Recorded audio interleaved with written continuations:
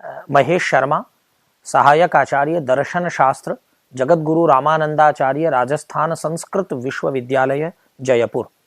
आज आपको दर्शन शास्त्र का सामान्य परिचय इसमें करवाया जा रहा है। सब हम लोग जानते हैं कि विश्व के सबसे पुराना जो संस्कृत साहित्य है उसमें भी जो सबसे पुराने हैं वे 4 वेद हैं। वेदों के अंतिम भाग को वेदांत कहा जाता है, जिसमें उपनिषदों की चर्चा होती है, ब्रह्म सूत्रों की चर्चा होती है और श्रीमद् भगवत गीता की चर्चा होती है। ये तीनों मिलाकर के दर्शन होते हैं और इसी दर्शन को भारतीय विद्वानों ने इस तरह से परिभाषित किया कि दर्शन उसे कहते हैं दृश्यते अनेन इति यत् तद दर्शनम, जिसके द्वारा देखा जाता है उसको दर्शन कहा जाता है। क्या देखा जाता है? यदि यह प्रश्न किया जाए, जिसके द्वारा आत्मा और परमात्मा के संबंधों को देखा जाता है, आत्मा के स्वरूप की चर्चा की जाती है, परमात्मा के स्वरूप की चर्चा की जाती है।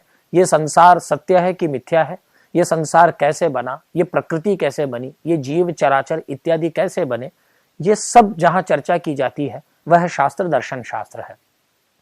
दृश्यते अनेन इति तद्दर्शनम, इस परिभाषा के अनुसार जिससे आत्मदर्शन पूर्वक तत्वज्ञान प्राप्त किया जा सके उसे दर्शन कहते हैं। भारतीय दर्शन 2 प्रकार के हैं, आस्तिक दर्शन और नास्तिक दर्शन। पहले मैं आपको नास्तिक दर्शन के बारे में बताता हूं। नास्तिक दर्शन परंपरा के अनुसार 3 है। सबसे प्राचीनतम नास्तिक दर्शन है चार्वाक, उसके बाद में है जैन और उसके बाद बौद्ध। इधर आस्तिक दर्शनों में सर्व प्राचीन, सबसे प्राचीनतम जो दर्शन है वह है सांख्य दर्शन। सांख्य के बाद योग दर्शन आता है, योग के बाद में वैशेषिक दर्शन, वैशेषिक दर्शन के बाद न्याय दर्शन, न्याय दर्शन के बाद मीमांसा दर्शन और सबसे अंत में वेदांत दर्शन। आस्तिक दर्शन 6 होते हैं और नास्तिक दर्शन 3 होते हैं। दर्शन शास्त्र का क्या प्रयोजन है और दर्शन शास्त्र के कितने भेद हैं, ये मैंने अभी आपको बताया कि किस तरह से आस्तिक और नास्तिक 2 तरह के भेद हैं। इसका प्रयोजन, क्यों दर्शन शास्त्र पढ़ा जाए, क्या जरूरत है दर्शन शास्त्र की, इस पर यदि हम चर्चा करें तो तत्वज्ञान पूर्वक शास्त्र पढ़ने से ज्ञान होता है, तत्व का ज्ञान होता है। तत्व मतलब संसार, आत्मा, ये सब तत्व हैं, परमात्मा, ये सब तत्व हैं। इन तत्वों के ज्ञान होने से परम पुरुषार्थ, हमारे यहाँ 4 पुरुषार्थ माने गए हैं, धर्म, अर्थ, काम और मोक्ष। इसमें जो अंतिम पुरुषार्थ है इसको परम पुरुषार्थ कहा जाता है। इस परम पुरुषार्थ मोक्ष की प्राप्ति ही दर्शन का मुख्य प्रयोजन है। सारे वेदांत वाक्य, सारे दर्शन शास्त्र के वाक्य इसी बात में, इसी काम के लिए प्रवर्तित होते हैं, इसी काम को करना चाहते हैं कि मोक्ष कैसे प्राप्त हो। इसलिए अब मैं आपको ये बताता हूं कि इसमें भेद क्या है, आस्तिक दर्शन किसे कहा जाता है और नास्तिक दर्शन किसे कहा जाता है। क्या कारण है कि परंपरा ने 2 डिवीजन कर दिए, एक डिवीजन को आस्तिक दर्शन कहा जाने लगा और एक भाग को नास्तिक दर्शन कहा जाने लगा।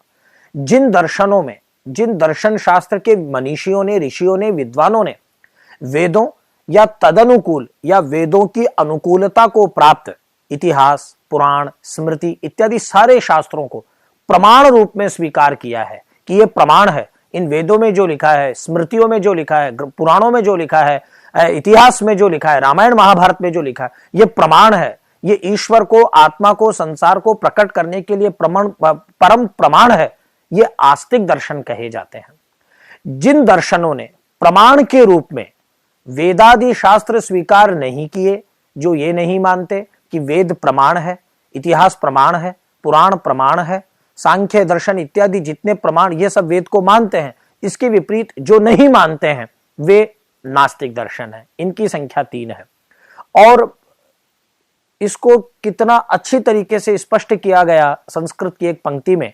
मनुस्मृति में मनु ने कहा, नास्तिको वेद निंदक है। जो वेदों की निंदा करता है, निंदा करने का मतलब उनकी आलोचना करना नहीं है, यहाँ पे निंदा शब्द का अर्थ यहाँ पर है वेदों को प्रमाण रूप में नहीं मानने वाला। जो वेदों को प्रमाण रूप में नहीं मानता, जो वेदों की आलोचना करता है, वेद को स्वीकार नहीं करता, वे नास्तिक है।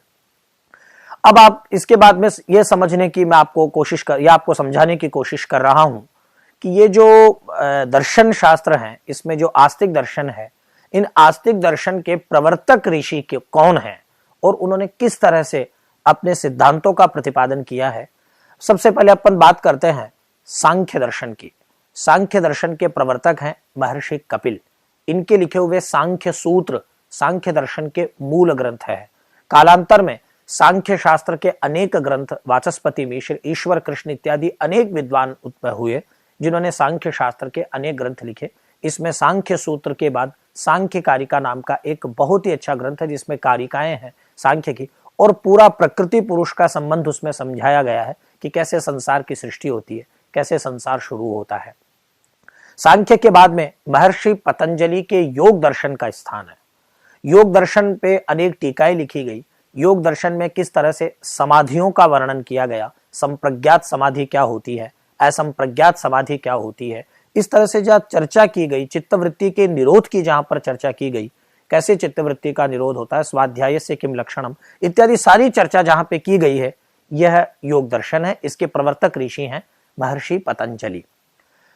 इनके बाद में वैशेषिक दर्शन आता है। इसके प्रवर्तक महर्षि कणाद हैं। आप लोगों को इस बात को समझना चाहिए कि वैशेषिक और न्याय ये परस्पर वैसे ही जुड़े हुए हैं जैसे सांख्य और योग जुड़े हुए हैं।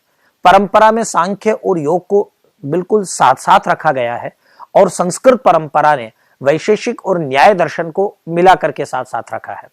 वैशेषिक सूत्र लिखे महर्षि कणाद ने और वहां पे कहा गया यतोभ्युदय निश्रेयस सिद्धि सधर्म है इत्यादि सूत्र वहां पे रखे गए हैं।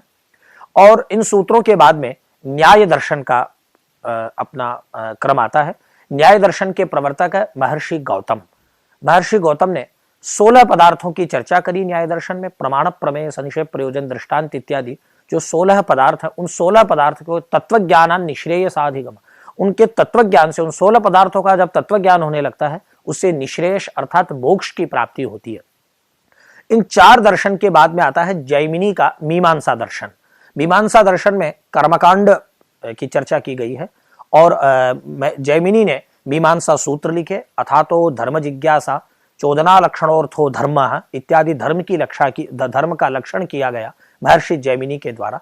और उसमें कर्मकांड को, जिसमें द्वादश लक्षणियों से कहा जाता है, उस जैमिनी की मीमांसा में 12 अध्याय हैं और उसमें संस्कृत के बहुत ही प्राचीनतम सूत्र है। इनके बाद में महर्षि बादरायण का वेदांत शास्त्र आता है जिसमें ब्रह्म सूत्र है। ये तो हुए आस्तिक दर्शन। नास्तिक दर्शन है चारवाक। चारवाक दर्शन के प्रवर्तक है चारवाक, इन्हें लोकायत भी कहा जाता है। जैन दर्शन के प्रवर्तक ऋषभादि 24 तीर्थंकर हैं जो ऋषभ से लेकर के महावीर तक हैं। और बौद्ध दर्शन के प्रवर्तक गौतम बुद्ध हैं। मैं अंत में आपको एक बहुत महत्वपूर्ण बात बताना चाह रहा हूं कि दर्शन शास्त्र में वेदांत दर्शन को सर्वोपरि माना गया है और वेदांत दर्शन के नाम से उपनिषद, श्रीमद् भगवद गीता एवं ब्रह्म सूत्रों को जाना जाता है। इन ब्रह्म सूत्रों पर अनेक आचार्यों ने अपने भाष्य लिखे, उसमें अपने सिद्धांत का प्रतिपादन किया। इनमें जो प्रमुख आचार्य हैं और भाष्य हैं उनको आप लोग समझने की कोशिश कीजिए जिससे दर्शन शास्त्र का सामान्य ज्ञान हो सके। शंकराचार्य ने ब्रह्म सूत्रों पर जो भाष्य लिखा उसमें अद्वैतवाद की पुष्टि हुई।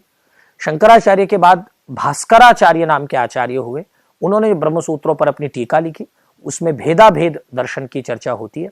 इनके बाद में श्री रामानुजाचार्य हुए जिन्होंने विशिष्टाद्वैतवाद को प्रवर्तित किया और ब्रह्म सूत्रों पर इनका भाष्य श्री भाष्य कहलाता है। इनके बाद में निम्बार्काचार्य हुए जिन्होंने ब्रह्म सूत्र पर भाष्य लिखा और इस भाष्य में मूलतः द्वैताद्वैत सिद्धांत स्थापित हुआ है।